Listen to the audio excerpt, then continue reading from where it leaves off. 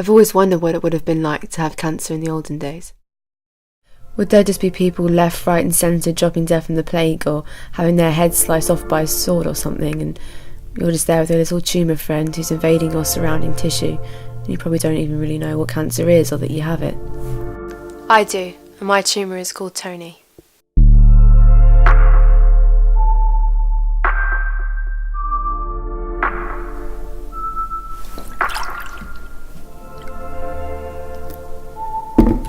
Another thing that I always wonder is what accent Tony would have if he could speak. I said this to Mum at breakfast and I expected her to be like, well, that's a weird thing to say, because to be fair, it is a really fucking weird thing to say. But instead she replied with, what would you say to it if it could talk? That killed me. I like to think that I'd pick him on the balls and get my own back. Make him feel what it's like to hurt. Although, he probably doesn't have balls.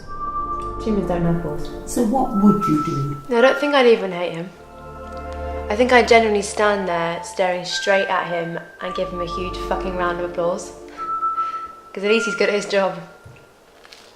If I was actually good at something, then maybe I could be one of those lucky cancer patients who get to meet their celebrity idol or get presented with their dream trip to Disneyland. Though I don't think I'd actually like that. It reminds me of having your last meal on death row. You know, some guy on death row asked for this 3-course meal with a croissant on the side, and he just left the croissant behind and said to the prison guard, I'm saving it for later. That's some dark shit right there.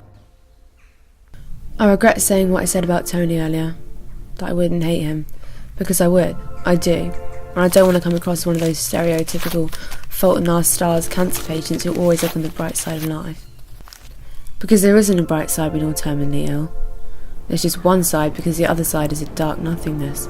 It's like you're on an escalator that's headed to the edge of a monumental cliff and you can't get off. Except you can try and fight it, but you won't get anywhere because it's just too fast and you're too weak to run. I'm not scared of dying, though. I'm lucky to be so close to death.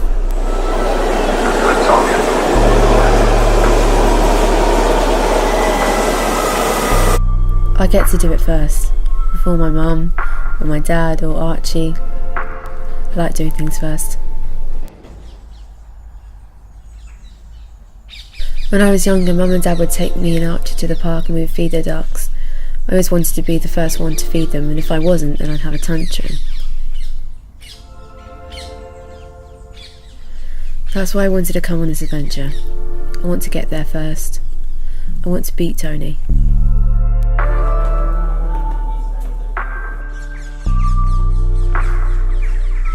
I've always liked art, and as an artist named Banksy once said, they say you die twice. One time you stop breathing, and a second time a bit later on when someone says your name for the last time.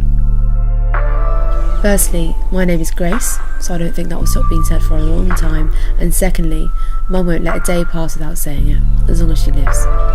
So Mum and I can die together, eventually. I've written her a letter. They're nice to receive, letters. I like getting them. In my letter I told Mum that I don't want to be weak in my hospital bed anymore. I told her that I want to be strong so that I can watch her from the sky. So I brought her a star. I spent £49 of my babysitting money on a star, and I named her Grace. That way my name will live on and I can watch her from the sky.